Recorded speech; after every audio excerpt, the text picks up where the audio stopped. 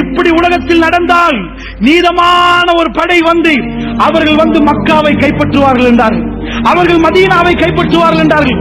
அந்த படை அப்படியே வந்து மக்கா மதீனாவில் இருந்து அந்த ஏரியா அத்தனையுமே கைப்பற்றி விடுவார்கள். ஒரே ஒரு நைட் என்றார்கள் ரசூலுல்லாஹ். அந்த படையில் யார் இருப்பார்கள்? அவர்கள் உலகத்தில் இதுக்கு முன்னாடி அறிமுகப்படுத்தப்பட்டிருக்க மாட்டார்கள்.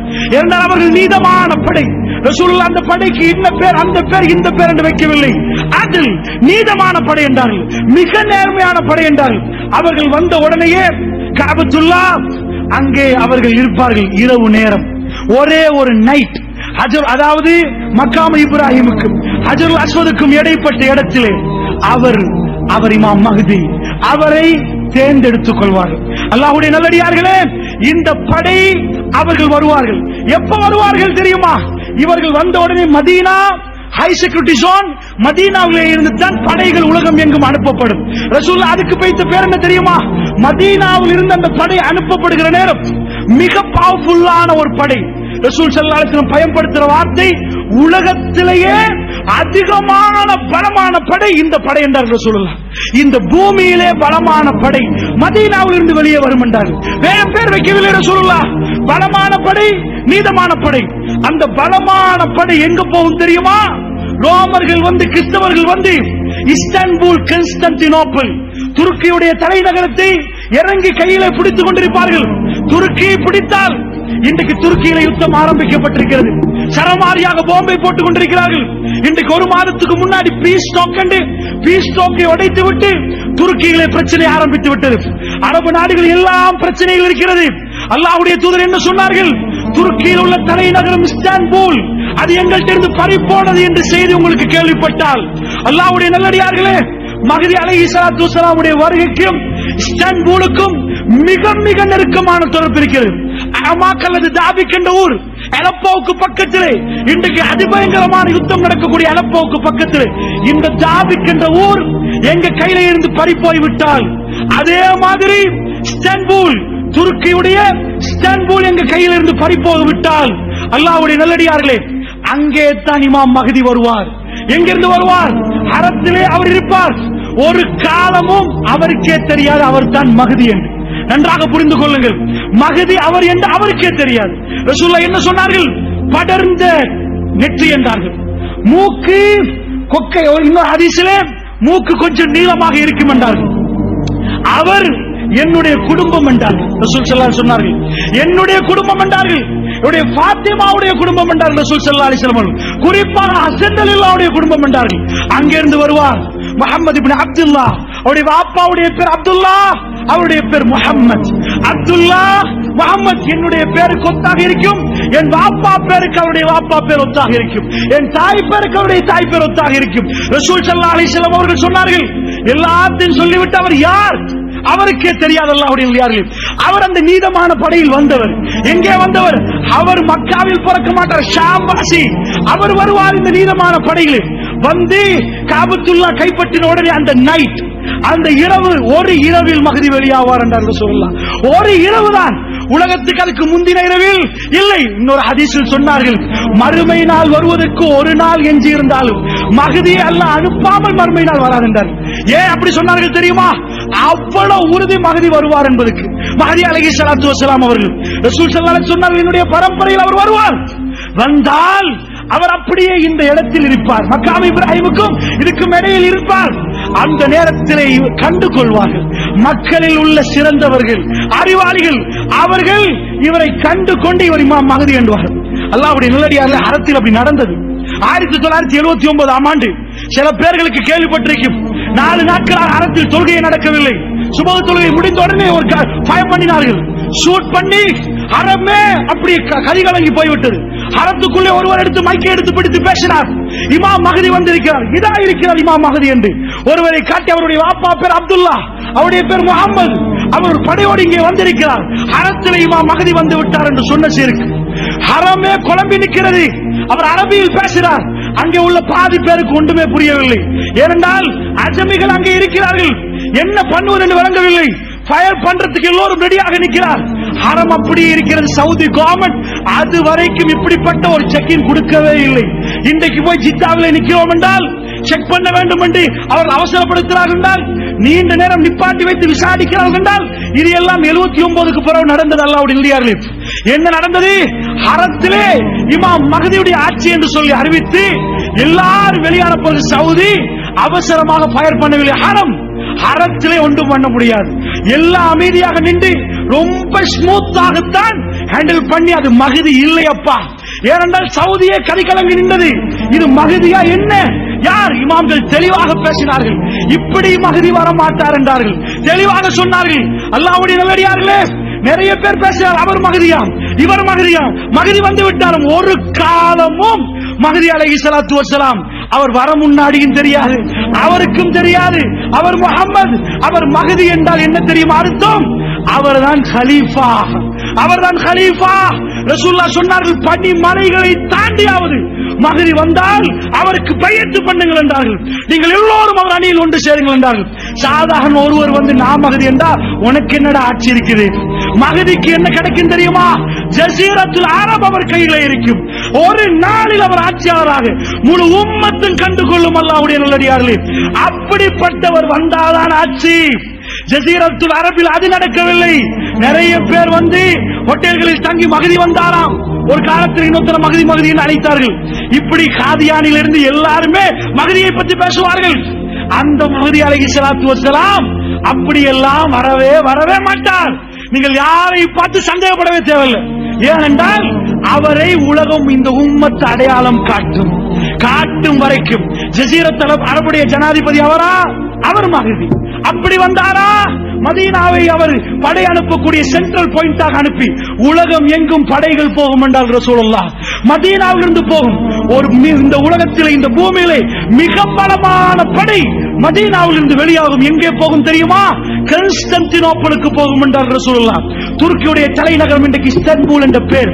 கான்ஸ்டன்டினோப்பிளுக்கு போனால் அங்கே உள்ளவர்கள் சொல்லுவார்கள், கிறிஸ்தவர்கள், எங்களுக்கு இவர்களுக்கும் போராட்டம், நீங்க எதுக்கப்பா வந்தீங்க? உங்களுக்கு எங்களுக்கு என்ன இது?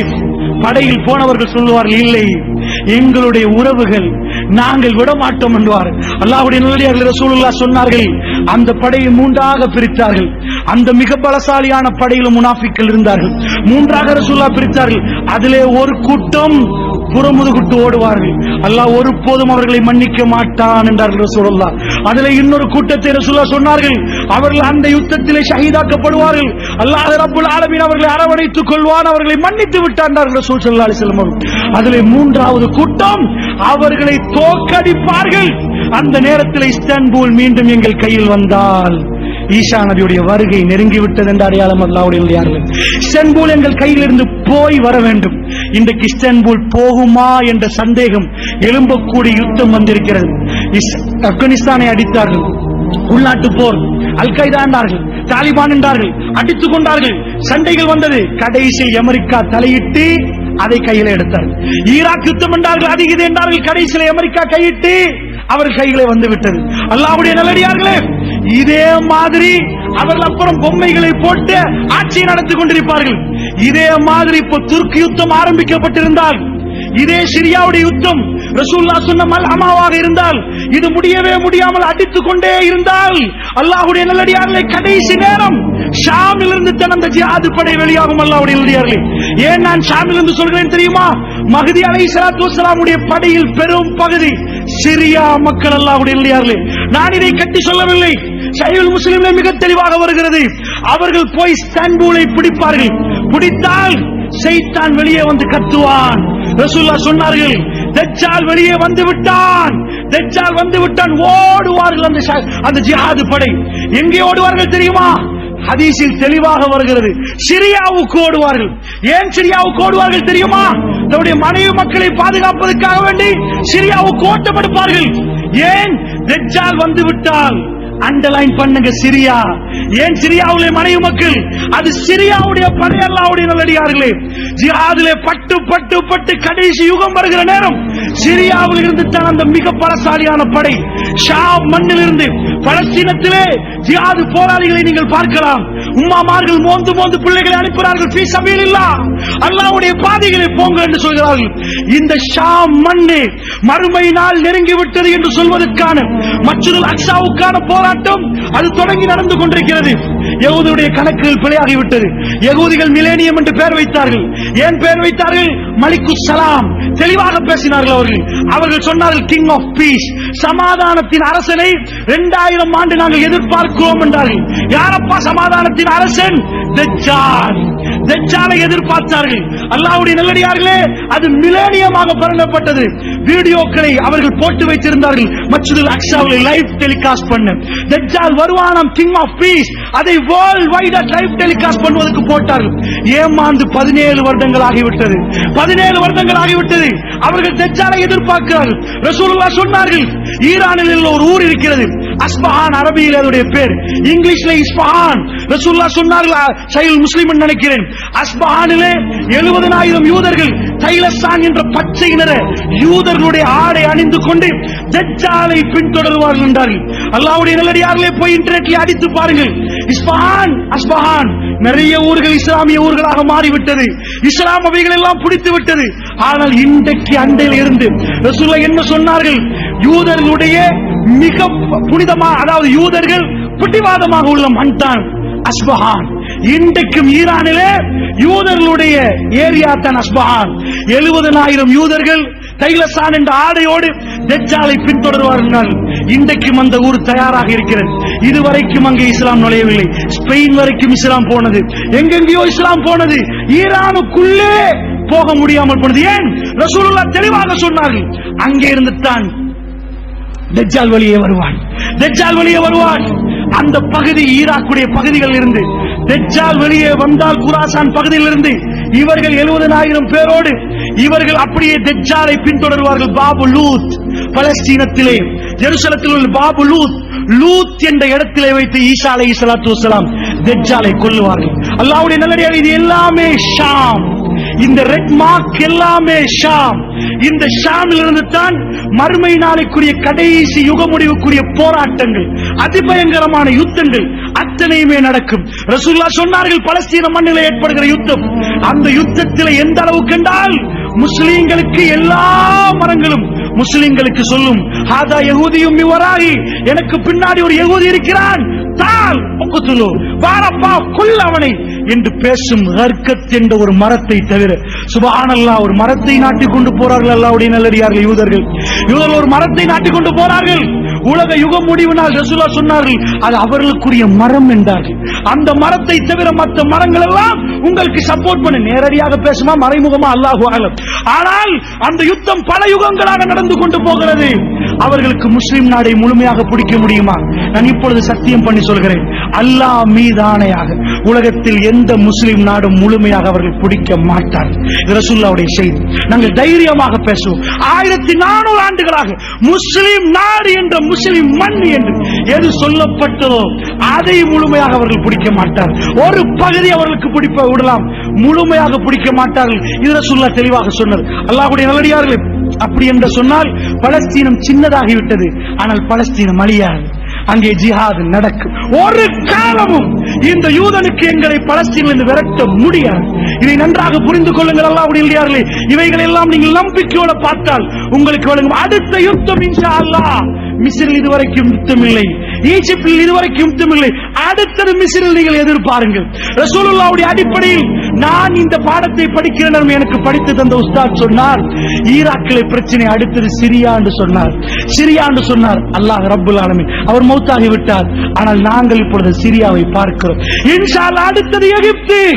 இதில் கை வைக்கப்பட்டு எகிப்து பொருளாதாரம் உடைக்கப்பட்டால் ரசூலுல்லாஹ்வுடைய வரிசை சரியாகிவிட்டது.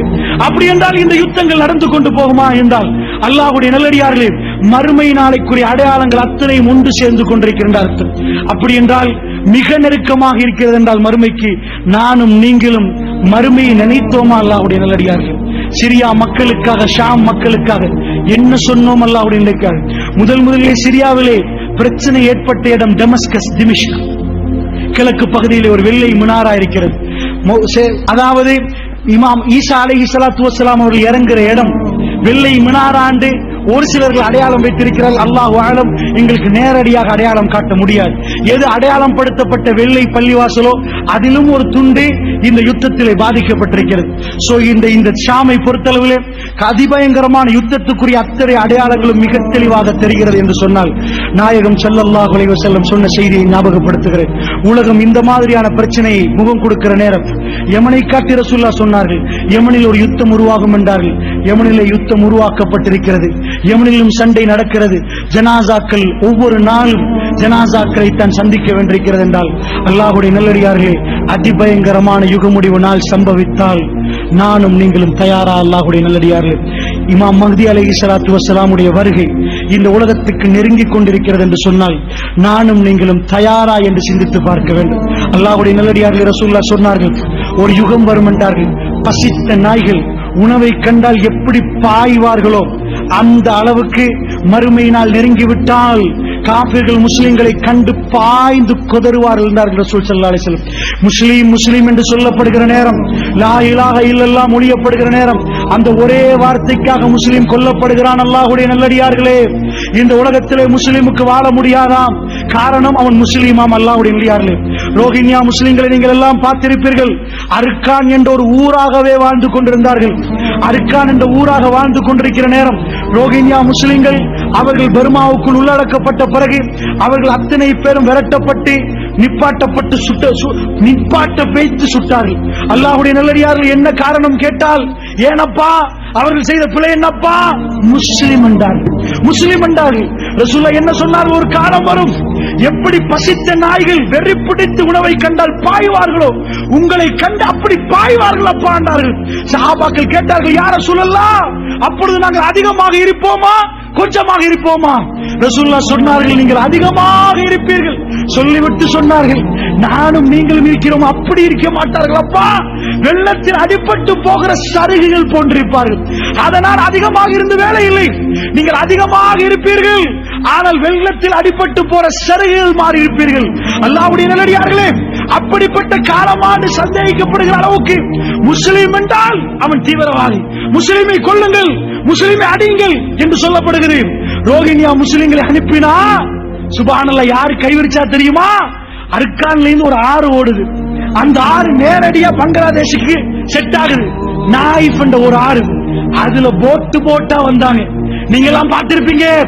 சின்ன குழந்தைகளை கையில் வைத்திருந்தார்கள், சாப்பாடு பார்சல் கொடுத்தாங்க. ஸ்ரீலங்கா கூட அந்த வீடியோ பார்த்திருக்க 3 பேர் பார்த்தாங்க. அவ்வளவு பேரும் சுமந்து குழந்தைகளை எல்லாம் எடுத்துட்டு வர நேரம் பங்களாதேஷ் போர்டர்ல அவ்வளவு ஆமியை குமிச்சு உள்ள வர வேணான்ட்டாங்க. அழுகிறார்கள், குழந்தைகள் தேம்பி அழுகுது. ஒரு வீடியோ ஒரு ராணுவ வீரருக்கு அப்படி போக்கஸ் பண்ணப்படுகிறது.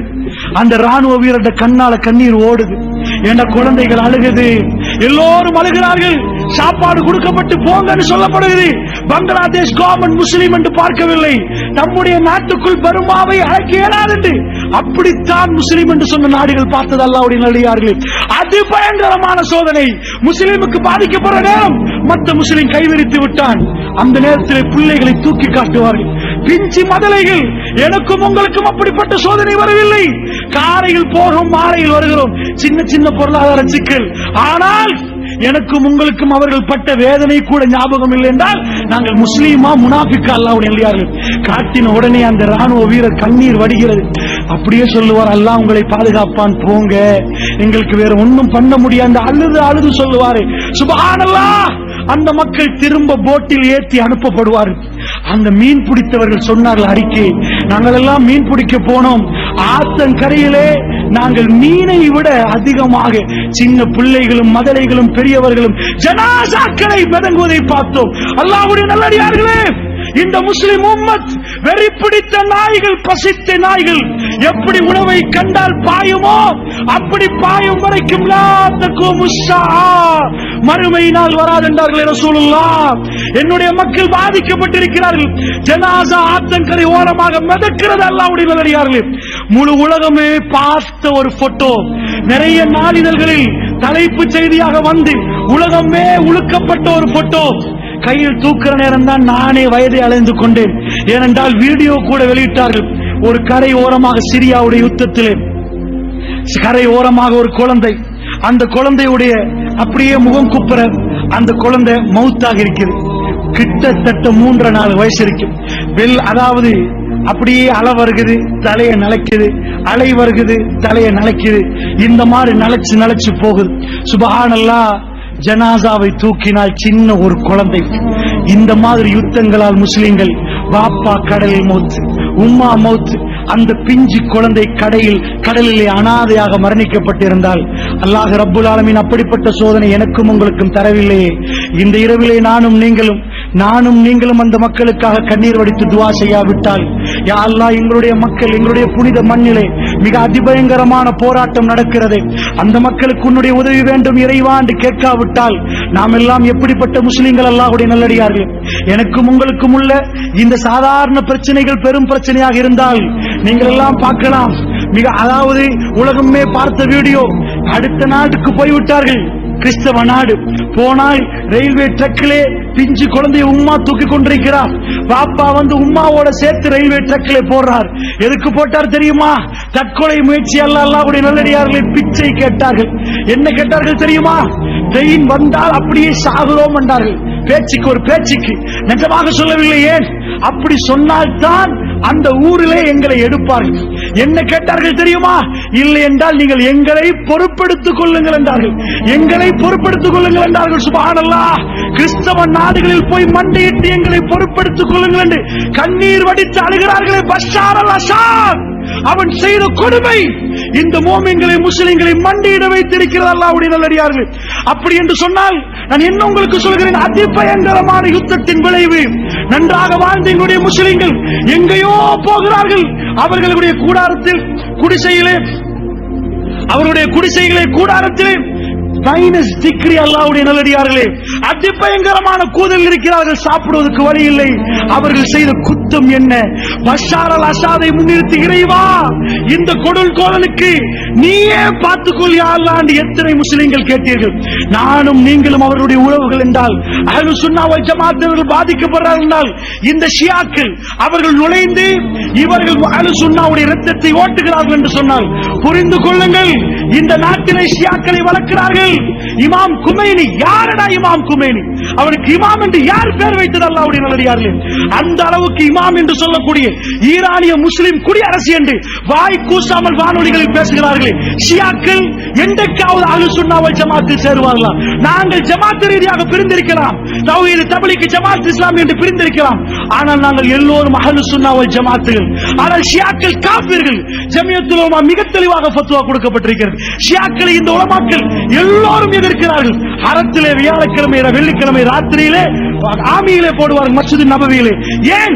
இந்த ஷியாக்கள் அங்கேயும் பிரச்சனை, தொழமாட்டார்கள். சுப்ஹானல்லாஹ், மஸ்ஜித் அலிக்கு போய் தொழுவார்கள். மிக முசீபத்து பிடித்தவர்கள். இன்னொரு பக்கத்திலே ஹவாரிஜ், அவர்களும் ஷியாக்களுடைய யுத்தத்தில் இருக்கிறார்கள். அல்லாஹ்வுடைய நல்லடியார்களே, இந்த சிரியாவுடைய போரில் ஹவாரிஜ் என்ற அடையாளம் காட்டப்பட்ட ஒரு சிலர்களும் இருக்கிறார்கள். ரசூலுல்லாஹ் அவர்களை என்ன சொன்னார்கள்? நீங்கள் என்னப்பா ஹவாரிஜை அடையாளம் காணவே கஷ்டம், நீங்கள் தொழுவீர்கள், அவர்களும் தொழுவார்கள். உங்கள் தொழுகை என்னன்னு நினைப்பீர்கள்? அவர்கள் அப்படி தொழுவார்கள். நீங்கள் நோம்பு பிடிப்பீர்கள். சஹாபாக்களை பார்த்து அவர்கள் நோம்பு பிடிப்பார்கள். நீங்க என்னப்பா நோம்பு பிடிக்கிறீர்கள்? அப்படி நோம்பு பிடிப்பார்கள். ஆனால் ஓதுவார்கள் தொண்டை குழிக்கு கீழ் இறங்காது. இப்படி இபாதத்து செய்வார்களா என்று நினைப்பீர்கள்? ஹவாரிஜ்களை பற்றி ரசூலுல்லாஹ் என்ன சொன்னார்கள் தெரியுமா? அப்படி இபாதத்து பக்குவம் எல்லாமே இருக்கும். அவர்கள் முஸ்லிம்களை கொல்லுவார்கள். அதான் அடையாளம். முஸ்லிம்களை கொல்லுவார்கள். அவர்கள் மட்டும், அவர்கள் வருகிற காலத்தில் நான் இருந்தால் ஆதி சமூகத்தை அல்லாஹ் எப்படி அழித்தான் அப்படி அழிப்பேன். ரசூல் ஸல்லல்லாஹு அலைஹி வஸல்லம் அவர்களை கண்டால் கொல்லுங்கள் என்றார்கள். அந்த ஹவாரிஜ் வழியாக இருக்கிறார்கள். அல்லாஹ்வுடைய நல்லடியார்களே, நீண்டமாக இதை சொல்வதற்கு நேரமில்லை. அந்த ஹவாரிஜ் வழியாக இருக்கிறார்கள். இன்னொரு பக்கமாக ஷியா, இந்த நாட்டில் யார் செய்த முசீபத்தோ 200க்கு மேற்பட்டவர்களை ஈரானுக்கு அனுப்பி அவர்கள் எல்லாம் மௌலவியாக வந்திருக்கிறார்கள். ஓட்டமாவடியிலே ஒரு மதரசா, கதிரோலையில் இன்னொரு மதரசா என்று சொல்லி மதரசாக்கள் நடத்தப்படுகிறது. அஹ்லுஸ் சுன்னா வல் ஜமாஅத் பள்ளிவாசல்கள் குறிக்க வைக்கப்பட்டு இன்னமும் அவர்களுக்கு வழங்கப்பட்டால் எங்களுடைய உறவுகள் அங்கே போய் ஷியாவை படித்து வந்து நெஞ்சிலே அடித்து ஃபாத்திமா என்று பேசுகிறார்கள். அவர்கள் நடிக்கிறார்கள். கோல்பேஸுக்கு பக்கத்திலே அவருடைய பல்கலைக்கழகம், ஃப்ரீ எஜுகேஷன். எங்களுடைய உறவுகள் தெரியாமல் போறார்கள். அந்த அளவுக்கு முஸ்தபா போகிறார்கள். பேசினால் எங்களுக்கு பிரச்சனை, பேசினால் எங்களை கூப்பிட்டு ஓட்டமாவிடலை வைத்து பேசினால் அவர்களுக்கு போலீஸ் விசாரணை. அந்த அளவுக்கு நாட்டுக்குள்ளேயும் பூந்து விட்டார்கள். அல்லாஹ் விட மாட்டான். நாங்கள் எங்களுக்கு பிரச்சனை வந்தாலும் பிரச்சனை இல்லை. இந்த உம்மத்து எந்த கிஷியா நுழைந்ததோ அன்றைக்கு இந்த உம்மத்து இரத்தால் ஓடும். அல்லாஹ்வுடைய நல்லடியார்களே, அப்படி என்றால் என்னுடைய உறவுகளே, அஹ்லுஸ் சுன்னah வல் ஜமாஅத்தினர்களே, நானும் நீங்களும் உருவாகி ஷியாக்கள் தெரிந்து எங்களுடைய பிள்ளைகளை பாதுகாக்கணும். கோல் பேஸ் வரைக்கும் வந்து விட்டார்கள். யூனிவர்சிட்டி உருவாக்கி இருக்கிறார்கள். இந்த நாட்டில் அவர்களை பற்றி பேசினால் எனக்கும் உங்களுக்கு மௌனம். ஈரான் அப்படி தலை போட்டிருக்கிறது. அல்லாஹ்வுடைய நல்லடியார்களே, அல்லாஹ் விட மாட்டான். அல்லாஹ் விட மாட்டான். அவர்கள் செய்கிற அராஜகம் தான் இந்த அராஜகம். இது எல்லாத்துடைய முடிவு கிறிஸ்தவருடைய கையிலே, அது கையிலே போனால், ஆமாக் அல்லது தாபிக்களே வந்து அவர்கள் இறங்கினால், இஸ்தான்புல் என்றைக்காவது அமெரிக்காவோ நேட்டோ படையோ ஏதோ ஒன்று பிடித்தால் அன்றைக்கு எதிர்பாருங்கள் இமாம் மஹ்தி அலைஹிஸ்ஸலாத்து வஸ்ஸலாம் உடைய வருகை. அல்லாஹ்வுடைய நல்லடியார்களே, அதிபயங்கரமான சம்பவங்கள் இவைகள் எல்லாம் நடக்கிற நேரம் இன்னொரு சம்பவம் நடக்கிறது. இது எல்லாம் வைத்துத்தான் மறுமை நாள் நெருங்கி விட்டதா? ரசூலுல்லாஹ் சொல்லிவிட்டார்கள், நெருங்கி விட்டது.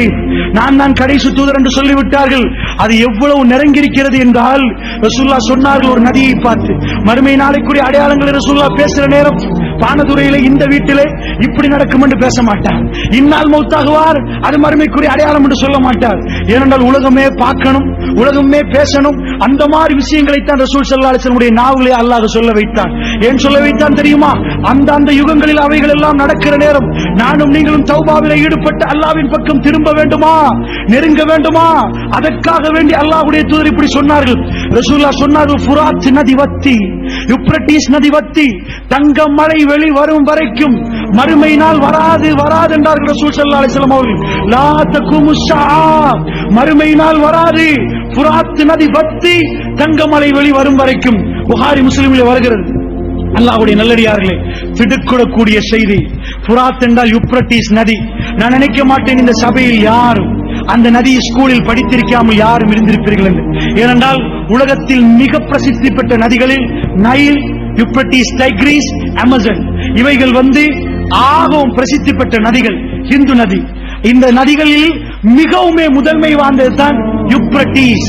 உலகத்திலே மனிதர்கள், அதாவது சிவிலைஸ் ஆக்கப்பட்டது மெசொப்பொத்தேமியான வரலாறு என்று சொல்லுவார்கள். அங்கிருந்து தான் மனிதர்கள் ஆரம்பமாக அவர்கள் வீடு கட்டி ஒழுங்காக வாழ்ந்தது என்றால் மெசொப்பொத்தேமியான பேப்பரை கண்டுபிடித்தவர்கள் அவர்கள் தான். அதில் தான் எழுத்து ஆரம்பிக்கப்படுகிறது. அது யூப்ரட்டிஸ் நதிக்கரையோடு ஒட்டித்தான் அந்த குடியிருப்புகள் வருகிறது. அல்லாஹ்வுடைய நல்லடியார்களே, வரலாறில் என்றைக்கும் இல்லாத மாதிரி நான் பார்த்தேன். சுப்ஹானல்லாஹ், நாசாவுடைய ஒரு படத்தை. சுப்ஹானல்லாஹ், நீங்கள் போய் இன்டர்நெட்டில் அடித்து பாருங்கள். 2003ஆம் ஆண்டு, 2009ஆம் ஆண்டு, 2003, 9, 16 எடுத்து காட்டார்கள். அசந்து போகிறேன். அல்லாஹ்வுடைய நல்லடியார்களே, அந்த ரிவருடைய மேப், சேட்டலைட் மேப், இவ்வளவு இருக்கிற ரிவர் ஒரு நூலாக மாறி இருக்கிறது. 2016 அவர்கள் விஞ்ஞானிகள் சந்தேகிக்கிறார்கள் 2023 இதில் ஒரு பகுதி வத்திவிடும் என்று. வரலாறிலே இதுவரைக்கும் வத்தாத ஒரு நதி, ஜீவன் நதி. எக்கச்சக்கமான ஆட்டிகள். ஏனென்றால் இது ஈராக்கை ஒட்டி, சிரியாவை ஒட்டி ஓடக்கூடிய ஒரு நதி. இது வத்துறது எந்த அளவுக்கு என்றால், பழங்காலத்து சில நாணயங்கள், சில விஷயங்கள், அவைகள் எல்லாம் நதிக்கரையில் இருந்து எடுக்கிறார்கள். அந்த போட்டோக்கள் எல்லாம் உங்களுக்கு பார்க்கலாம். ரசூலுல்லாஹ் குறிவைத்து சொன்னார்கள், சேட்டலைட் மூலமாக யூப்ரட்டிஸ் நதிகளை இன்றைக்கு அவதானிக்கப்படுற அளவுக்கு. யூப்ரட்டிஸ் நதியுடைய ரிவர் இன்றைக்கு இவ்வளவு சுருக்கமாகி விட்டது. மக்களுக்கு, ஈராக் மக்களுக்கு தண்ணீர் இல்லையா? யூப்ரட்டிஸ் வத்துதாம். இவைகள் எல்லாம் இன்றைக்கு உலகத்தில் பரவலாக பேசப்படுகிறது. உலகம் பஞ்சம் என்று பேசப்படுகிறது. அத்தாதுர்க் ஒரு பிரைம் ப்ராஜெக்ட் அடிக்கிறார்கள். அந்த நதியை திருப்பி அது இன்னும் கொஞ்சம் நதியை வத்த வைக்கிறது. கூடி அந்த மக்களுக்கு தண்ணீர் வசதி இல்லையா? ரசூலுல்லாஹ் சும்மா பேசவில்லை. யூப்ரட்டிஸ் நதி வத்தி தங்கம் மழை வெளிவரும் வரைக்கும் மறுமையினால் வராது என்றார்கள் ரசூலுல்லாஹ். நீங்கள் போய் அதை எடுக்க வேண்டாம் என்றார்கள். 100 பேர் போனால் 99 பேர் சாகடிக்கப்படுவார்கள். ஒரே ஒருவர் தான் அதாவது மீதமாக இருப்பார்கள். 99% என்று அர்த்தம் அல்லாஹ்வுடைய நல்லடியார்கள். அப்படி என்றால் அல்லாஹ்வுடைய நல்லடியார்கள் இன்னொரு புறமாக இது நடந்து கொண்டிருக்கிறது என்றால், இப்படிப்பட்ட யுத்தங்கள், மஸ்ஜிதுல் அக்ஸாவுக்கான போராட்டம் எல்லாமே நடக்கிறது என்று சொன்னால், அல்லாஹ்வுடைய நல்லடியார்களே, இவைகள் எல்லாம் நமக்கு என்ன சொல்லித் தருகிறது? ரசூலுல்லாஹ் சாதாரணமாக மறுமை வரும் என்று சொல்லவில்லை, அடையாளத்தை போட்டு சொன்னார்கள். அந்த காலத்துக்கு காலம் அல்ல அடையாளத்தை விரிக்கிறான். எல்லாமே ஒரு காலம் இல்ல. ரசூலுல்லாஹ் முதலில் சொன்னார்கள், ஹிஜாஸிலே ஒரு நெருப்பு எடுக்கும் என்றார்கள். புகாரிலே வரக்கூடிய செய்தி. ஹிஜாஸை நோக்கி கையை நீட்டினார்கள். இந்த ஹிஜாஸிலே நெருப்பு எடுத்தால் அது மறுமை நாளைக்கு அடையாளம் என்றார்கள். இந்த ஹிஜாஸுடைய நெருப்பு பசராவிலே உள்ள ஒட்டகங்களுடைய சங்கிலிகளில் அவருடைய ஜுவால் தெரியும் என்றார்கள். பெருமானார் பேசினால் மிக தெளிவாக பேசுவார்கள். அதாவது யூப்ரட்டிஸ் நதியில் தங்கமலை வரும் என்று சொல்ல மாட்டார்கள். நதி வத்தி தங்கமலை வரும். அப்ப முதலில் நதி வத்தணும், அப்புறம் தங்கமலை வரும். இதே மாதிரி சொன்னார், ஹிஜாஸிலே நெருப்பெடுத்தால் அந்த நெருப்பு பசராவிலே உள்ள ஒட்டகங்களுடைய அந்த சங்கிலியில் அதனுடைய ஜுவால் தெரியும். சுப்ஹானல்லாஹ். அல்லாஹ்வுடைய நல்லடியார்களே, என்ன நடந்தது தெரியுமா? ஹிஜாஸிலே ஹிஜ்ரி 617ஆம் ஆண்டு ரசூலுல்லாஹ் மௌத்தாகி 600 வருடங்களுக்கு பிறகு 2 பூமி குலுக்கங்கள் ஹிஜாஸ் நெருப்பெடுக்கிறது. எப்படி நெருப்பு? அது அப்படியே வானத்தை நோக்கி நெருப்பெடுக்கிறது. அந்த இன்டர்நெட்ல நீங்கள் அடித்து பாருங்கள், அந்த கல்கள் எல்லாம் கருகி கருகி இன்றைக்கும் ஹிஜாஸிலே யாருமே இல்லை. கிட்டத்தட்ட 700 ஆண்டுகளாகிவிட்டது. கருகின கல்லுகள் காலை வைத்தால் குத்தும் நடுவால் நெடுஞ்சாலை போடப்பட்டிருக்கிறது. இந்த பக்கம் கருகின பூமி, இந்த பக்கம் கருகின பூமி. ஹிஜ்ரி 617. மஸ்ஜித் நபவிக்கு எல்லோரும் ஒன்று சேர்ந்து விட்டார்கள். தௌபாக்கு ஈடுபட்டார்கள். 2 தடவை பூமி குலுக்கும். பூமி குலுக்கத்தோடு ஹிஜாஸில் ஒரு நெருப்பு. சுப்ஹானல்லாஹ். அந்த நெருப்பு இப்படி எடுத்தால் அது ஒரு நாளும் சிரியாவுடைய டெமிஸ்குக்கு தெரியாது. டெமஸ்கஸ் என்றால் பசரா, பசரா என்றால் திமிஷ்க், இன்றைக்கு டெமஸ்கஸ். அந்த பசராவில் உள்ள ஒட்டகங்களுக்கு தெரியாது. சுப்ஹானல்லாஹ். வரலாறு மிக அழகாக பாடம் சொல்லுது. அந்த நெருப்பு மேல நோக்கி போனது. ஒரு வால்கனோ எரிமலை வெடித்தால் எப்படி மேலே போகுமோ, மேலே போனால் தான் அது பசராவுக்கு தெரியும். தெல் டேங்கி 10 நேரம் சில வேளை உங்களுக்கு கொஞ்சமாவது ஜுவால் தெரிந்திருக்கும். மேல மேல நெருப்பெடுத்தால் அது பக்கத்து நாடுக்கு தெரிகிற அளவுக்கு அங்கிருந்து லெட்டர் வருகிறது. அந்த காலத்தில் அது இன்றைக்கு உம்மத்தில் பாதுகாக்கப்பட்டிருக்கிறது. சிரியாவில் இருந்து வந்த லெட்டர் இந்த நெருப்பை பற்றி கேட்டு சுப்ஹானல்லாஹ். ரசூலுல்லாஹ் தேவையில்லாமல் அப்படி ஒரு வரி சொல்ல மாட்டார்கள். இந்த உம்மத் அன்றைக்கு மதீனாவிலே அழுதார்கள், அவர்கள் துடித்தார்கள். வரலாறு எழுதப்பட்டிருக்கிறது. இன்றைக்கும் ஹிஜாஸை உங்களுக்கு கண்ணால் பார்க்கலாம். அங்கே எந்த குடியிருப்பும் இல்லை. அந்த நெருப்பு எடுக்கப்பட்டு 700 ஆண்டுகள் ஆகிவிட்டது. ரசூலுல்லாஹ் மரணித்து 1400 ஆண்டுகள் ஆகிவிட்டது என்றால் அல்லாஹ்வுடைய நல்லடியார்களே, கட்டம் கட்டமாக ரசூலுல்லாஹ் சொன்னார்கள். அதிலே ஒரு கட்டத்தில் நானும் நீங்களும் சிக்கிக் கொண்டிருக்கிறோம். அதிபயங்கரமான ஃபித்னாவுடைய ஜமான் என்றால் முதல் அடிப்படை, இந்த உரையிலே முதலாவது அடிப்படை, நானும் நீங்களும் முனாஃபிக்குடைய தன்மையிலிருந்து விலக வேண்டும். ரசூலுல்லாஹ் என்ன சொன்னார்கள்? மல்லம் யகுஸு, நீங்கள் போராடாவிட்டால், நீங்கள் ஜிஹாது செய்ய, யார் ஜிஹாது செய்யவில்லையோ, வலம் யஹத்திஸ் நஃப்ஸஹு பில் கஸ்வி, யார் போராட்ட களங்கள் நடக்கிற நேரம் தன்னுடைய கல்பால் போராடவில்லையோ, மாத அலா ஷஅபத்தின் மினன் நிஃபாக், அவர் முனாஃபிக்குடைய அடையாளத்தோட மரணித்து விட்டார் என்றார்கள் ரசூலுல்லாஹ். அந்த முனாஃபிக்குடைய அடையாளம் என்னிடமும் உங்களிடம் இருக்கிறதா அன்புக்குரியவர்களே? இதை விசாரித்து பார்ப்பது என்னுடைய உரையுடைய முதலாவது நோக்கம். நானும் நீங்களும் விரும்பியோ விரும்பாமலோ முனாஃபிக்குடைய தன்மையை விட்டு விலகுவதற்காக மன்றாடி கிடைக்கிற நேரம் எல்லாம், இறைவா ஷாமுடைய மக்கள், அவர்களுக்கு சிறப்பான ஒரு வாழ்க்கையை கொடுத்து விடியா அல்லாஹ், குர்ஆன் சுன்னாவோடு வாழக்கூடிய அந்த மக்களுடைய கல்புகளை ஸ்திரப்படுத்தி விடியா அல்லாஹ் என்ற துஆக்கள் எனக்கும் உங்களுக்கும் வர வேண்டும். அடுத்ததாக என்னுடைய உரையுடைய 2வது அடிப்படை, மறுமையினால் நெருங்கி வந்தால் நானும் நீங்களும் அல்லாஹ்வுடைய சன்னிதானத்திலே அல்லாஹ்வை சந்திப்பதற்கு தயாரா? அல்லாஹ்வை சந்திப்பதற்கு தயாரா? ரப்புல் ஆலமீன் அல்லாஹ் ஜல்ல ஷானுஹு வ தஆலா வருவானே, சுல் அர்ஷில் மஜீத், அர்ஷுக்கு சொந்தக்காரன், ஃபஅலுல் லிமா யுரீத், அத்தனையும் செய்யக்கூடியவன், அவன் நாடியதை எல்லாம் செய்யக்கூடியவன் வந்து நிற்கிற நேரம் நாங்கெல்லாம் இருப்போம். அருமை அலைஹி ஸலாத்து வஸ்ஸலாம் நாவசைத்து பேசிய எந்த வார்த்தையும் பொய் கலக்கப்படாது. இந்த உலகத்தில் நடக்கக்கூடிய அத்தனையுமே சொன்ன ரசூலுல்லாஹ். நீங்கள் நினைக்கிறீர்களா இவைகள் எல்லாம் அமெரிக்காவுக்கு தெரியாதென்று? இதுவரைக்கும் நடந்த யுத்தம், இந்த யுத்தங்கள் எல்லாம் அமெரிக்கா வெற்றி பெற்றிருந்தாலும், இது மல்அமாவாக இருந்தால், இது கடைசி யுத்தமாக இருந்தால், அல்லாஹ் மீது ஆணையாக இந்த யுத்த முடிவில் மஹ்தி அலைஹிஸ்ஸலாத்து வஸ்ஸலாம் வந்தால், வல்லாஹி வல்லாஹி வல்லாஹி மேற்கத்திய நாடுகள் தோக்கும் இந்த யுத்தத்திலே. அல்லாஹ்வுடைய நல்லடியார்களே, மேற்கத்திய நாடுகள் தோக்கும் இந்த யுத்தத்திலே. உலகத்திலே கொஞ்சம் ஒரு சின்ன ஒரு மாற்றம் வருகிறது. முஸ்லிம் நாடுகள் எல்லாம் முதல் தடவையாக ஒன்று சேர்ந்து முஸ்லிம் உம்மாவுக்கு என்ன செய்ய வேண்டும் என்று மன்னர் சல்மானுடைய தலைமை கீழே 24 நாடுகள் பேச்சுவார்த்தை நடத்தப்படுகிற அளவுக்கு, முஸ்லிம் சமுதாயத்தில் என்ன நடந்தாலும் மற்ற நாடுகள் பேசாத அளவுக்கு மௌனியாக இருந்தவர்கள் இப்பொழுது கொஞ்சம் கொஞ்சமாக கூட்டமாக வருகிறார்கள். அல்லாஹு அலம். அல்லாஹ்வுடைய நல்லடியார்களே, 80 கொடிகளில் அவர்கள் ஒன்று சேர வேண்டும். 80 கொடிகளில் ஒன்று சேர்க்கப்பட வேண்டும். இவைகள் எல்லாம் நடக்க இருக்கிறது. இந்த யுத்தம் மிக பிரம்மாண்டமான யுத்தமாக வரப்போகிறது என்றும் சில கிறிஸ்தவ ஆய்வாளர்கள் பேசுகிறார்கள். என்ன, உலகத்தின் அடுத்த உலக யுத்தம் வரப்போகிறதா என்று அச்சம் கொள்ளுகிற அளவுக்கெல்லாம் பேசப்படுகிறது. அல்லாஹ்வுடைய நல்லடியார்களே, அப்படி என்ன, நான் அவ்வளவு டீப்பாக போகவில்லை. இவைகளை எல்லாம் கல்வியிலே வைத்து ரசூலுல்லாஹ் அடையாளம் காட்டப்பட்ட எந்த ஊரில் யுத்தம் நடக்கவில்லை சொல்லுங்கள்.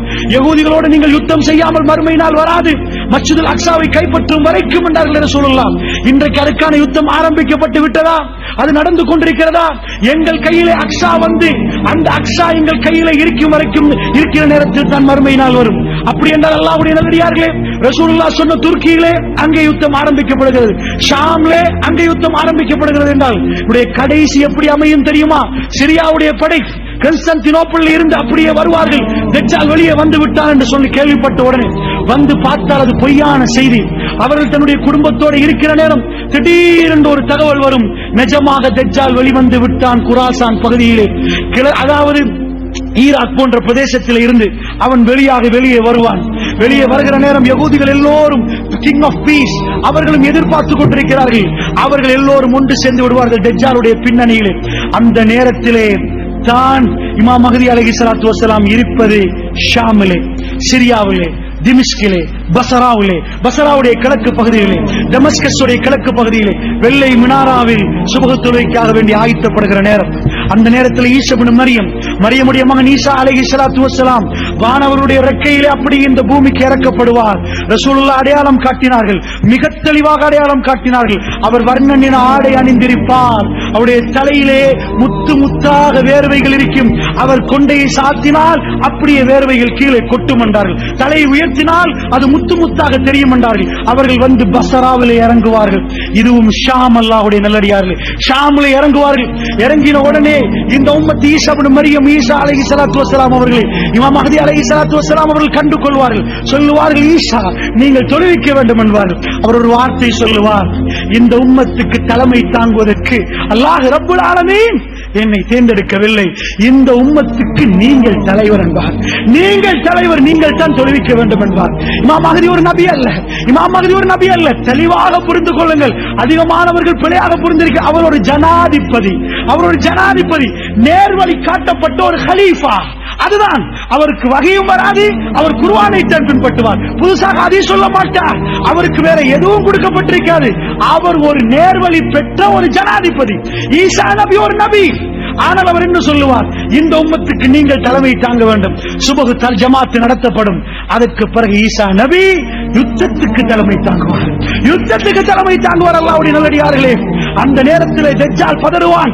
அவர் ஷாமில் இருந்து பலஸ்தீனத்துக்கு வரைக்கும் போவார். சிரியாவில் இருந்து பக்கத்து நாடு பசரா, அதுக்கு கீழே இப்படி வந்தால் பாலஸ்தீனம். மெப்பை எடுத்து கொஞ்சம் பாருங்கள், பாலஸ்தீனம், ஜோர்தான், லெபனான் இந்த பகுதிகளை கொஞ்சம் பாருங்கள். ரசூலுல்லாஹ் சொன்னார்கள், பக்கத்திலே தஜ்ஜால் வந்திருப்பான், இவர் படையோட போவார்.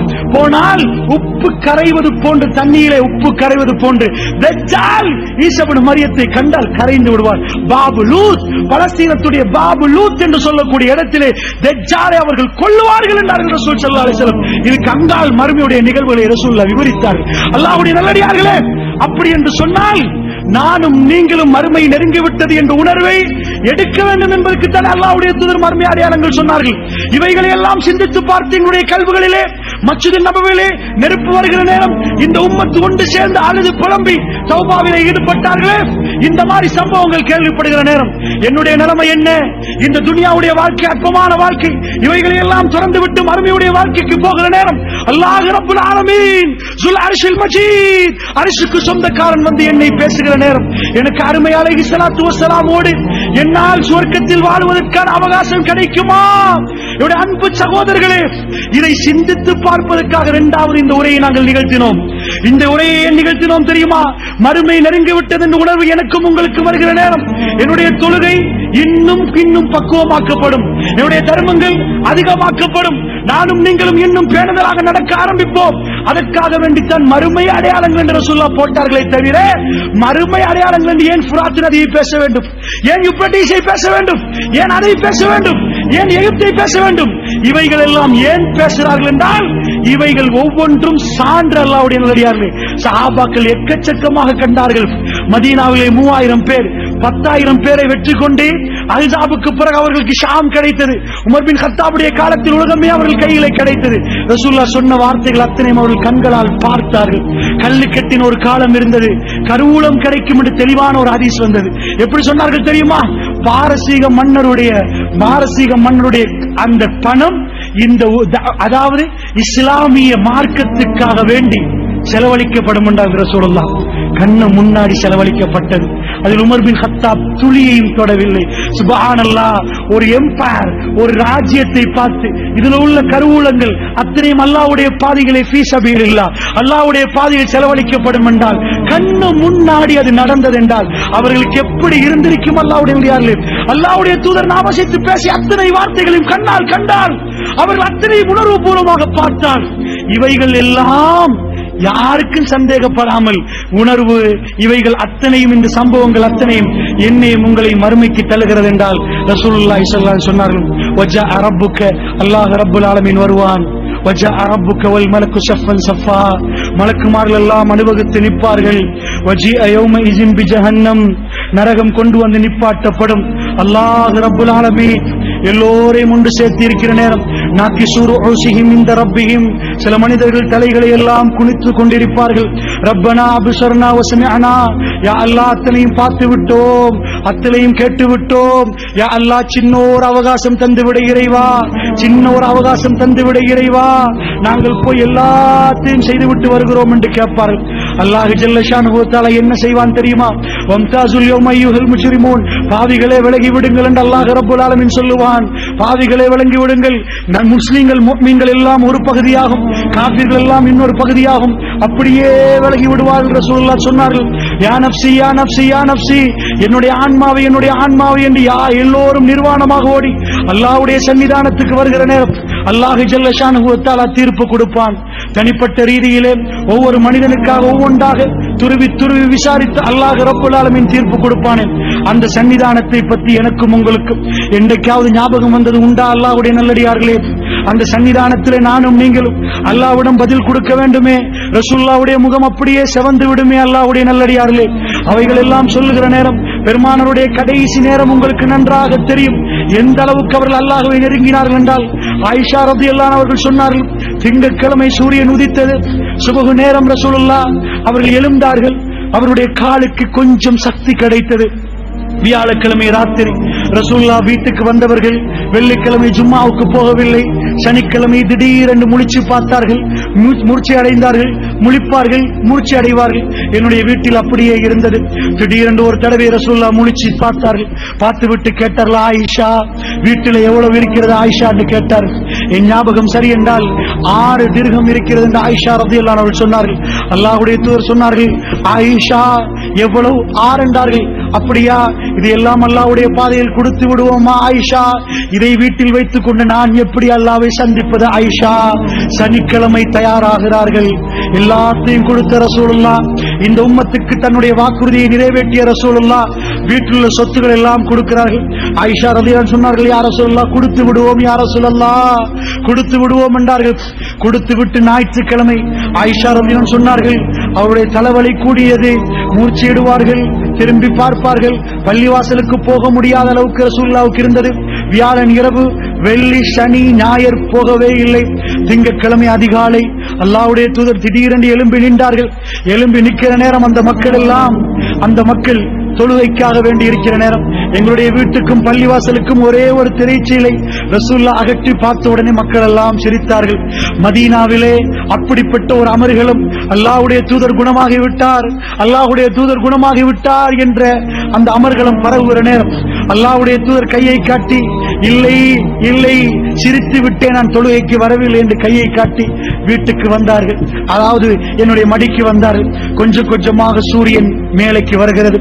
லுகர் நேரம் வரவில்லை, லுஹாவுடைய நேரம் அதிகாலை, அதாவது சுபஹுக்கு பிறகு லுஹாவுடைய நேரம் உதித்துக் கொண்டிருக்கிற நேரம் ரசூலுல்லாஹ் உடைய முகம் அப்படியே சுடுவது. ஆயிஷா ரலியல்லாஹு அன்ஹா சொன்னார்கள், ஒரு பாத்திரம் பக்கத்தில் இருந்தது. ரசூலுல்லாஹ் கையை விட்டார்கள், முகத்திலே அப்படியே அந்த பாத்திரத்தால் முகத்தை அப்படியே தடாவினார்கள். முகம் சூடாக இருக்கிறது. அல்லாஹ்வுடைய தூதருக்கு நான் அப்படியே ஓதி ஓடி அவருடைய மேலத்தனையும் தடாவினேன். நான் தடாவிக்கொண்டே இருந்தேன். ரசூலுல்லாஹ்வுக்கு ஆயிஷா என்னுடைய கை அப்படியே ரசூலுல்லாஹ்வுடைய முகத்திலே, ரசூல் ஸல்லல்லாஹு அலைஹி வஸல்லம் அப்படியே தண்ணீரிலே கையை விட்டார்கள், அப்படியே முகத்தை நனைத்தார்கள். ரசூலுல்லாஹ் கொஞ்சம் கொஞ்சமாக செய்கிற நேரம், நான் அவருடைய மேலே அப்படியே துஆக்களை ஓதுகிற நேரம், ரசூலுல்லாஹ் என்னுடைய கையை பிடித்து வேண்டாம் என்றார். என்னுடைய கையை பிடித்து வேண்டாம் என்றார், ஓத வேண்டாம் என்றார். ரசூலுல்லாஹ் நிற்பாட்டினார்கள். அல்லாஹ்வுடைய தூதர் அவருடைய கடைசி நேரம், அது கடைசி நேரம். அவர் ஏன் என்னை நிப்பாட்டினார் என்பதை நான் புரிந்து கொண்டேன். அல்லாஹ்வுடைய தூதர் ஒரு துஆ கேட்டார், அல்லாஹும்ம ஃபிர்லி, இறைவா என்னை மன்னித்து விடு. சப்தம் கேட்கவில்லை, என் காதை கொண்டு போய் ரசூலுல்லாஹ்வுடைய வாயிலே நான் வைத்தேன். ரசூலுல்லாஹ் 3 தடவை கேட்டார்கள், அல்லாஹும்ம ஃபிர்லி, இறைவா என்னை மன்னித்து விடு என்று கேட்டார்கள். அல்லாஹ்வுடைய நல்லடியார்களே, மறுமை நாளுக்காக, அல்லாஹ்வுடைய சந்திப்பாக்காக ரசூலுல்லாஹ் எப்படி தயாரானார்கள்? இந்த உலகத்திலே மிக சிறந்தவர் அல்லாஹ்வுடைய தூதர். அல்லாஹ் மிக சிலாகித்து சொல்லக்கூடியவர், சொர்க்கவாசி. என்ன கேட்டார்? அல்லாஹும்ம ஃபிர்லி, இறைவா நான் ஒரு அடியான், என்னை மன்னித்து விடு ரப்பே, என்னை மன்னித்து விடு. அவருடைய நாவு அசைகிறது, நான் போய் மெல்ல அவருடைய சப்தத்தை கேட்கிறேன். 3 தடவை சொல்லிவிட்டு ரசூல் ஸல்லல்லாஹு அலைஹி வஸல்லம் விரலை மேலே போவதை நான் பார்த்தேன். அல்லாஹ்வுடைய தூதருடைய கை அப்படியே மேலே போனது, ரசூலுல்லாஹ்வுடைய கண் மேலே பார்த்தது. ஒரே ஒரு துஆவை 3 வாட்டி சொன்னார்கள். என்ன சொன்னார்கள்? என்னுடைய நெஞ்சிலே தலை கணக்க பார்க்கிறது. அவருடைய தலை அப்படியே கொஞ்சம் கொஞ்சமாக என் களத்துக்கும் மார்புக்கும் இடையிலே அவருடைய களத்து இருக்கிறது. அல்லாஹ்வுடைய தூதருடைய கடைசி நேரம், விரல் மேலே போகிற நேரம், கண் மேலே போகிற நேரம், அல்லாஹும்ம ஃபிர் ரஃபீக்கில் அலா, யா அல்லாஹ் உயர்வானவர்களோடு, யா அல்லாஹ், யா அல்லாஹ் ஹையஸ்ட் கம்பேனியன், யா அல்லாஹ் மிக உயர்வானவர்களோடு என்னை சேர்த்து விடு யா அல்லாஹ். ஆயிஷா ரலியல்லாஹு அன்ஹா சொன்னார்கள், அல்லாஹ்வுடைய தூதரினுடைய மடியை விடுவதை தீர்மானித்து விட்டார்கள், என் மடியிலிருந்து போவதை தீர்மானித்து விட்டார்கள். நான் உணர்ந்து விட்டேன். அவர் சுவர்க்கத்தை கேட்கிறார், அதிலே உள்ள உறவுகளை கேட்கிறார். இந்த உறவை விட அவர் தீர்மானித்து விட்டார் என்று நான் உணர்ந்து கொண்டேன். ரசூலுல்லாஹ்வுடைய விரல் மேலே போய் கொண்டு அல்லாஹும்ம ஃபிர் ரஃபீக்கில் அலா, யா அல்லாஹ் உயர்வானவர்களோடு யா அல்லாஹ் என்று 3வது முறை சொல்லுகிற நேரம் விரல் அப்படியே கீழே விழுந்து விட்டது. இன்னா லில்லாஹி வ இன்னா இலைஹி ராஜிஊன். ஆயிஷா ரலியல்லாஹு அன்ஹா சொன்னார்கள், அதுக்கு பிறகு ரசூலுல்லாஹ்வுடைய எந்த அசைவும் ஏற்படவில்லை. அல்லாஹ்வுடைய நல்லடியார்கள், அப்படி என்றால் கடைசி நேரத்தில் ரசூலுல்லாஹ் கேட்டது, நானும் நீங்களும், எனக்கும் உங்களுக்கும் எப்பொழுது மரணம் வரும், எப்பொழுது மறுமை வரும் என்று தெரியாது. ஆனால் ரசூலுல்லாஹ்வுடைய ஒவ்வொரு பேச்சும், மறுமையுடைய அடையாளங்களும் எங்கள் கண்ணு முன்னாடி நிகழ்த்து கொண்டு இருந்து கொண்டிருக்கக்கூடிய நேரத்தில் எனக்கும் உங்களுக்கும் திடீரென்று மரணம் வந்தால் நானும் நீங்களும் எப்படி அல்லாஹ் ஜல்ல ஷானுஹு வ தஆலாவை சந்திக்க போகிறோம்? அல்லாஹ்வுடைய நல்லடியார்களே, மரணத்துக்கு வயசு இல்லை, எப்பொழுதும் வரலாம், எப்படியும் வரலாம். அண்மையிலே பக்கத்து ஊர், அதாவது முஸ்லிம்கள் செறிந்து வாழக்கூடிய நாத்தண்டியிலே நாராவில் என்ற ஒரு ஊர், அந்த ஊரிலே நடந்த ஒரு சோக சம்பவம். வறட்சி நிலவி, மழை பெய்து, மறுபடி வறட்சி நிலவி, நேற்று முன்னாத்து கொஞ்ச நேரம் மழை பெஞ்சிச்சு. வறட்சி ஆரம்பத்தில் நிலவுற நேரம் ஸ்காலர்ஷிப் ரிசல்ட்ஸ் வருகிறது. 10 வயசு புள்ள 114 மார்க்ஸ் ஃபெயில் ஆகி விட்டார். வீட்டுக்கு வந்து வீட்டிலிருந்து உம்மாட்ட சொல்றார், கொஞ்சம் குளிச்சிட்டு வாரம்மா. 2 நண்பர்களோடு போனால் தண்ணி இல்லை, வறட்சி, பெக்கோ போட்டு குளத்தை தோண்டிருக்கிறார்கள். அந்த மகன் போற கடைசி பயணம் அது. அவருக்கு அல்லாஹ் மீது ஆணையாக தெரியாது, வீட்டிலிருந்து நாம் போகிற கடைசி பயணம். எங்க உம்மா மடியில வீட்டில இருந்து நாளைக்கு எனக்கு தூங்க கிடைக்காது, இன்றைக்கு ராத்திரி இந்த வீட்டில இருந்து அமர்கலமா நேத்து சாப்பிட்ட மாதிரி எனக்கு சாப்பிட கிடைக்காது. அவருக்கு அல்லாஹ் மீது ஆணையாக தெரியாது. அல்லாஹ் ஜல்ல ஷானுஹு வ தஆலா மரணத்தை அப்படித்தான் விதியாக்கி இருக்கிறார். அவர் போகிறார், போனால் குளிக்க போகிறார், ஸ்லிப் ஆகி குழியில் விழுகிறார். அவசரமாக எடுத்து போறார்கள் மாரவில் ஹாஸ்பிட்டல். அங்கிருந்து சிலாபத்துக்கு கொண்டு போறார்கள். சிலாபத்திலிருந்து அப்படியே கொண்டு போறார்கள் எங்கே? General hospital. 18 நாட்கள் ஹாஸ்பிட்டலில் புள்ளையை வைத்திருக்கிறார்கள்.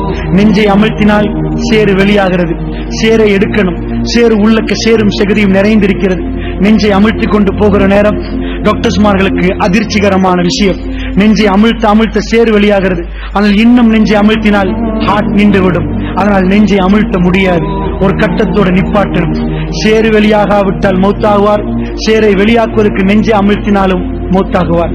அல்லாஹ்வுடைய நல்லடியார்களே, என்ன நடந்தது தெரியுமா? 18 நாட்களில் அடிக்கடி மூர்ச்சை எடுகிறார், எழும்புகிறார், சாப்பிடுகிறார், பேசுகிறார். 17வது நாள் என்ன சொன்னார் டாக்டர்? மாலை நேரம் தூக்க மாத்திரையின் அளவு முடிந்து இன்னும் கொஞ்ச நேரத்தில் உங்க புள்ளை விழித்து பார்ப்பார். அதுக்கு மேல் அவர் உயிர் வாழுவது எங்களால் சொல்ல முடியாது. 2 மணித்தியாலம் தான் நாங்கள் கணக்கு போட்டிருக்கிறோம் என்றார். ஒரு தாயார் தாங்க முடியுமா? அல்லாஹ்வுடைய நல்லடியார்களே, ஒரு தாயார் தாங்க முடியுமா? முடியவே முடியாது. என்ன நடந்தது தெரியுமா? அல்லாஹ்வுடைய நல்லடியார்களே, அந்த தாய் பார்த்து கொண்டிருக்க அந்த புள்ளி விழிப்பு, சிரிக்குது, பேசுது. டாக்டர் கொடுக்கிற டைம் தாண்டுது. 7:30 மணி, 8 மணி ஆகுது. அந்த அம்மா பார்க்கிறா, வளமைக்கு மாற்றமாக சிரிக்கிற புள்ள. எந்த அளவு கண்டா, வீட்டுல குளிக்க போன அண்டு எப்படி சந்தோஷமா இருந்துச்சோ, 18 நாட்களுக்கு முன்னாடி அந்த குழந்தை எப்படி உஷாரா இருந்துச்சோ அந்த மாதிரி நல்ல சாப்பிடு. அந்த அம்மா பார்த்துட்டு இருக்காங்க. ராத்திரி 10 மணி, மரண சாயலே புள்ளட்ட இல்ல. அவங்க நினைச்சிட்டாங்க 11 மணி, அல்ஹம்துலில்லாஹ் என் புள்ளட்ட எந்த மரண சாயலும் இல்ல. டாக்டர் சொன்னார் 2 மணித்தியாலம், இது 4 மணித்தியாலம் ஆகிட்டு, 5 மணித்தியாலம் ஆகிட்டு. அவர் குதிக்கிறார், சிரிக்கிறார், ஊட்டி விடுறாங்க, பேசுறாங்க, கையில உள்ள போன்ல வீடியோ பண்றாங்க, பையன் சிரிக்கிறான். ராத்திரி 1 மணி, உம்மாவும் புள்ளையும் இப்ப மரணத்தை மறந்து அவர்கள் சிரிச்சு பேசுறாங்க. ராத்திரி 2:45 புள்ள சொல்றார், உம்மா கொஞ்சம் வலிக்குது, கண்ணசருது, மூக்காலை வாயாலை ரத்தம் வருகிறது. ஜனாசாவை தூக்குற நேரம் சிரிச்சு கொண்டிருந்த தாய் அப்படியே பைத்தியமாகிறாங்க. வீட்டுக்கு போகிற நேரம் ஜனாசா நாராவில் மக்களை அழுகிறார்கள். பக்கத்தில் உள்ள தாய் பைத்தியமாகி விட்டார். அல்லாஹ்வுடைய நல்லடியார்களே, நான் ஏன் உங்களுக்கு சொன்னேன் தெரியுமா? எனக்கும் உங்களுக்கும் நேரம் எது என்று தெரியாது. இது கடைசி நேரமா, கடைசி தொழுகையாண்டு தெரியாது. நாளை சுபஹு அல்லாஹ் ரப்புல் ஆலமீன் எனக்கும் உங்களுக்கும் விதியாக்கினான்னு தெரியாது. அல்லாஹ் ஜல்ல ஷானுஹு வ தஆலா 5 வயசு, 10 வயசு, 30 வயசு, 40 வயசு, 50 வயசு என்ற எல்லோருக்கும் 60, 80 என்று போடவில்லை.